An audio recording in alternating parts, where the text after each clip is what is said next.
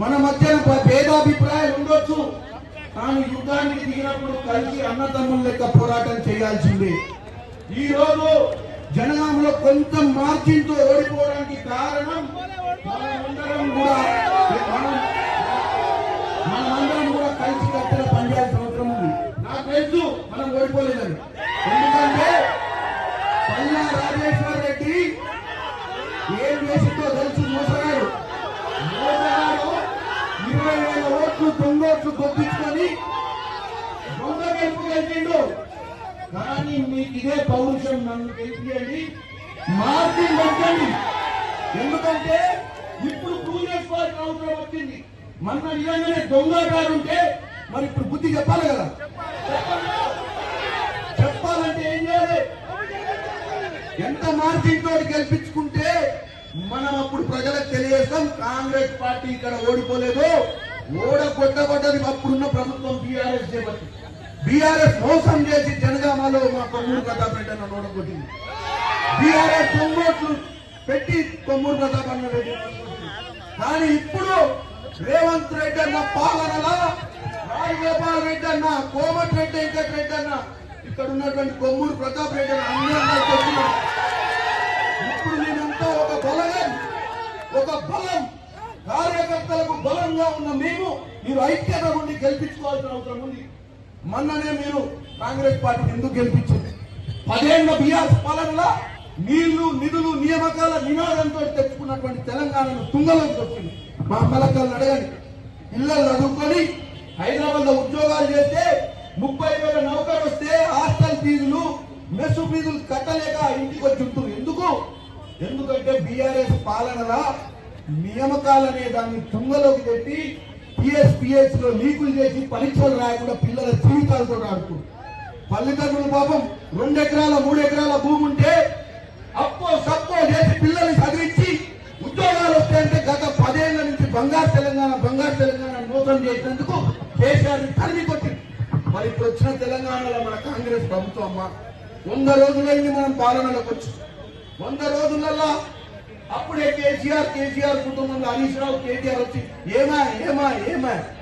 ఏమాయిందో నాయన మీరు 10 ఏళ్లలో డబుల్ బెడ్రూమ్ అన్నారు, ఇంటికో ఉద్యోగం అన్నారు, ఇంకెన్నెన్నో ముచ్చట్లు చెప్పింది. చేయకపోతేనే కదా ఇవాళ రేవంత్ రెడ్డి 55 ఏళ్ల యువకుడు 20 ఏళ్ళు మీతోటి మీకు సేవ చేస్తూ ఈ రాష్ట్రాన్ని బంగారు రాష్ట్రంగా ముందుకు తీసుకోవాలన్న ఆలోచనతో ఉండు.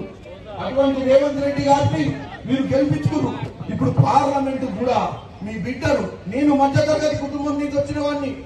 యువజన కాంగ్రెస్ మా అన్నుండిడా, మా మహేష్ అన్న ఎన్ఎస్యూ అధ్యక్షుడు ఉండే.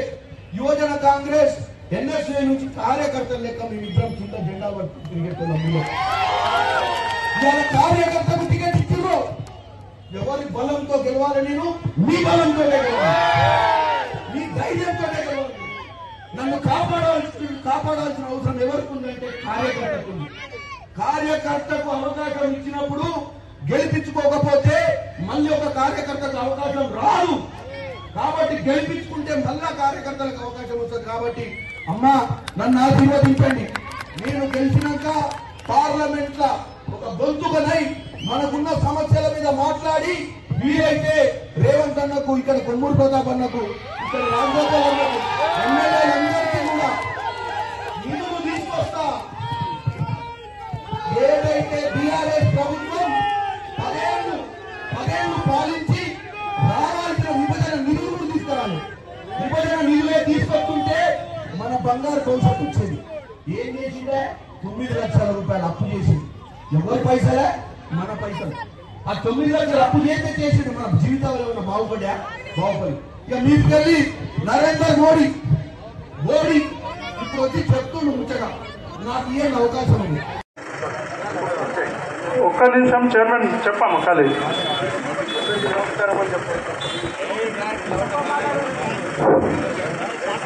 ఈరోజు ఇక్కడికి పెద్ద ఎత్తున అన్నను చామకుమార్ రెడ్డి అన్నను ఎంపీగా ఆశీర్వదించడానికి వచ్చిన అందరికీ పేరు పేరున నమస్కారాలు తెలియజేస్తున్నాను.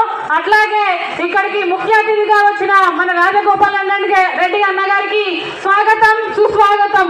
అట్లాగే ఇక్కడికి విశేష సభ్యుడు మనం ఇబ్రాహిం హక్నా ముద్దుబిడ్డ మన మల్రెడ్డి రంగారెడ్డి అన్న గారికి స్వాగతం, సుస్వాగతం తెలియజేస్తున్నాము. ముఖ్యంగా చెప్తున్నాను ఏంటంటే, మనం ఎమ్మెల్యే ఎలక్షన్ లో ప్రతి ఒక్క కార్యకర్త ఎలాగో కష్టపడ్డామంటే చాలా కష్టంగా, చాలా ఇష్టంతో, చాలా అన్నను కసితోని అందరము గెలిపించాము. అట్లాగే మన ముందుకొచ్చిన ఎంపీ అభ్యర్థిగా ముందుకొచ్చిన మన చామల కిరణ్ రెడ్డిని అందరూ ఆశీర్వదించి ప్రతి ఒక్క కార్యకర్త అన్నను ఆశీర్వదించవలసిందిగా కోరుతున్నాము. అట్లాగే ఇక్కడ మా పెద్దంబర్పేట మున్సిపాలిటీకి సంబంధించిందనా ప్రత్యేకంగా చెప్తున్నాము. మీరు మా ఎమ్మెల్యే గారు మీరిద్దరు కలిసి మా పెద్దంబర్పేట మున్సిపాలిటీని అభివృద్ధి దిశలో తీసుకువెళ్లాల్సిందిగా ప్రతి ఒక్క కోరుతున్నాము. అట్లాగే అన్నను అత్యధిక మెజార్టీతో గెలిపించాలని మనస్ఫూర్తిగా కోరుకుంటున్నాను. జై కాంగ్రెస్, జై జై కాంగ్రెస్. మన అభ్యర్థి చామల కిరణ్ కుమార్ రెడ్డి గారి యొక్క గెలుపు కోసం ప్రతి మూల నుంచి వచ్చిన మా అక్క చెల్లెళ్లకు, మా అన్నదమ్ములకు, వేదిక మీద ఉన్న మా సోదరుడు భువనగిరి పార్లమెంట్ ఇన్ఛార్జ్ రాజగోపాల్ రెడ్డి గారికి ఈరోజు మన అందరి అభిమానాన్ని చూరగొనాలని మన ముందుకొచ్చిన మన కాబోయేటువంటి ఎంపీ ఎవరు? చామల కిరణ్ కుమార్ రెడ్డి. అందుకే మీరందరూ అభిమానం చూపించిండ్రు. మొన్న జరిగిన ఎన్నికల్లో మీరందరూ మల్రెడ్డి రంగారెడ్డికి 40,000 మెజార్టీ ఇచ్చిన మీ అందరికీ హృదయపూర్వకమైనటువంటి అభినందనలు. మా వచ్చినాయి. మన పనులు మొదలు పెట్టినాం.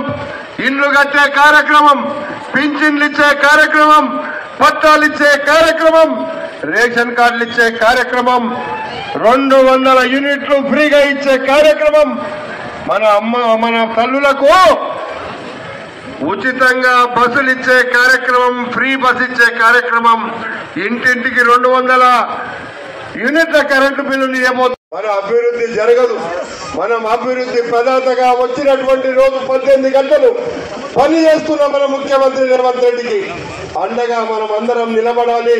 చామల కిరణ్ కుమార్ రెడ్డిని పెద్ద మెజార్టీతో మన ఇబ్రాహీంపట్నం నియోజకవర్గం నుంచి నాకు 40,000 మెజార్టీ ఇచ్చిండ్రు. చామల కిరణ్ కుమార్ ముఖ్యంగా ఇక్కడ ఉన్నటువంటి మా యొక్క అంబర్పేట అధ్యక్షులు జయపాలన్న, మా మల్రెడ్డి రంగన్న, మొన్ననే రోడ్ల భవనాల కార్పొరేషన్ కి చైర్మన్ రామరెడ్డి అన్న, తర్వాత రాజశేఖర్ అన్న, ఇక్కడ మున్సిపల్ చైర్మన్ సోదరి ఉన్నారు, అందరికీ నా హృదయపూర్వక నమస్కారాలు. కాంగ్రెస్ పార్టీ పనిచేస్తున్నటువంటి కౌన్సిలర్లు, పెద్దంబర్పేట కౌన్సిలర్లు, ఇక్కడ ఉన్నటువంటి బూత్ కార్యకర్తలు అందరికీ నా హృదయపూర్వక నమస్కారాలు. మీరు నన్ను ఆశీర్వదించాల్సింది, ఎందుకంటే ఇప్పుడు అన్నను గెలిపించుకున్నట్టుగా నన్ను గెలిపించుకుంటే నేను పార్లమెంట్లో వెళ్ళి మనకు రావాల్సిన నిధులు తీసుకొస్తా. ఇప్పుడే అన్న అన్నాడు, పొద్దున నేను కొన్ని కాలనీ వాసులను కలవడం జరిగింది. ఇక్కడ ముఖ్యంగా పెద్దంబర్పేటలో ఉన్న సమస్య పార్టీ చేతి గుర్తుకే, చేతి గుర్తుకే. నమస్కారం. ఏమైనా చేసిండా? ఎవరు బాగుపడరు తెలంగాణలో? ఎట్లుండే రాష్ట్రం, మిగులు బడ్జెట్ ఉన్న రాష్ట్రం హైదరాబాద్ తో కూడిన తెలంగాణ అంటే ఈ ఉమ్మడి ఆంధ్రప్రదేశ్ కు హైదరాబాద్ లో వచ్చిన ఆదాయంతో మొత్తం ఆంధ్రప్రదేశ్ మొత్తం సంక్షేమ కార్యక్రమాలు పెట్టేది. అంత బడ్జెట్ మన హైదరాబాద్ నగరం, పెద్ద నగరం, మన తెలంగాణ నడిబొడ్డున ఉన్నది. మన ఆస్తి, మన హక్కు, మన గుండెక. ఇంత పెద్ద నగరం, ఇంత మంచి తెలంగాణ స్టేట్ చేతికిస్తే ఓ పిచ్చోని చేతికి రాయించినట్టు ఓ తుగ్లక్ లాగా ఓ కాళేశ్వరం ప్రాజెక్టు కట్టిండు, కూలిపోయే ప్రాజెక్టు. అరే నాగార్జున సాగర్ కట్టి కాంగ్రెస్ పార్టీ 70 ఏళ్ళు అయింది, చెక్కు చెదరలే. 1,50,000 కోట్లు నీళ్ళలో పోసినట్టు అయిపోయింది. ఇక చెప్పుకుంటూ పోతే ఆయన చేసిన పనులు మొత్తం ఏమైనా షోఆఫ్ తప్పితే సెక్రటరియట్, యాదగిరి లక్ష్మీనరసింహస్వామి టెంపుల్ ఉంటాం. కాబట్టి ఈ ప్రాంతాన్ని అభివృద్ధి చేసుకొని రాష్ట్రంలో ఒక గౌరవంగా ఈ కాంగ్రెస్ పార్టీ ప్రతిష్ట మనం తెలంగాణ తెచ్చుకున్నందుకు మనందరి మీద బాధ్యత. కాంగ్రెస్ పార్టీ ఎంపీని గెలిపించుకోవడం తెలియజేస్తూ మీ అందరికీ కూడా మరొక్కసారి ఒకటే మనవి, మెజార్టీ నాకు రంగనకు 40,000 వచ్చింది మన అసెంబ్లీలో, నాకు 3,40,000 వచ్చినాయి. ఇప్పుడు మీ అబ్దుల్లాపూర్ పెట్టుకుంటున్నాం మీరు ఎంత ఇస్తారు చెప్పు. నేను చెప్తున్నా, మీరు మెజార్టీ ఎక్కువ వస్తే నాకు ఎక్కువ వస్తే నేను చెప్పినట్టు మీరు వినాలి. ముఖ్యమంత్రి దగ్గర పోయి మీకు మెజార్టీ ఎక్కువ వస్తే రంగాన్ని కిరణ్ ఎంట పట్టుకపోయి ఒక 100 కోట్ల అభివృద్ధి నిధులు తీసుకొస్తాం. మరి మీరు మెజార్టీ ఇస్తారా? చూస్తే రిజల్ట్ వచ్చినప్పుడు చెయ్యి గుర్తుకే, చెయ్యి గుర్తుకే. నేను ఒక్క నిమిషం ఈరోజు మీరందరూ ఆలస్యమైన ఇక్కడ ఉండేటువంటి మన నాయకులు కాంగ్రెస్ పార్టీని ముందుకు తీసుకుపోవడానికి ఇక్కడ ఎంపీపీ, జెడ్పీటీసీ, ఎంపీటీసీలు, వైస్ చైర్మన్, సర్పంచులు, ఎంపీటీసీ, ఎక్స్ ఎంపీటీసీలు అందరికీ కూడా కాంగ్రెస్ పార్టీ చేతులెచ్చి నమస్కరిస్తూ, మన రాజగోపాల్ రెడ్డి గారు ఏ కండిషన్ పెట్టిండో, బూతులో ఎవరికి ఎక్కువ ఓట్లు వస్తే వాళ్ళే నాయకత్వం వహిస్తారని కండిషన్ పెట్టింది కదా. మనం పెట్టి చూపించే బాధ్యత మనది. మనందరం కూడా రేపు మన బాధ్యత తీసుకుందాం. ఇక్కడ మా కమ్యూనిస్టు సోదరులు ఉన్నారు, ఎప్పుడు ఎన్నికలల్లా మాకు అండగా ఉంటున్నారు మా కమ్యూనిస్ట్ సోదరులు. మీ అందరికీ కూడా హృదయపూర్వకమైనటువంటి నమస్కారాలు జరుపుకుంటూ, పోలీసు వాళ్ళు ఎదురు చూస్తున్నారు, కేసు బుక్ చేస్తారు. అందరికీ నమస్కారం.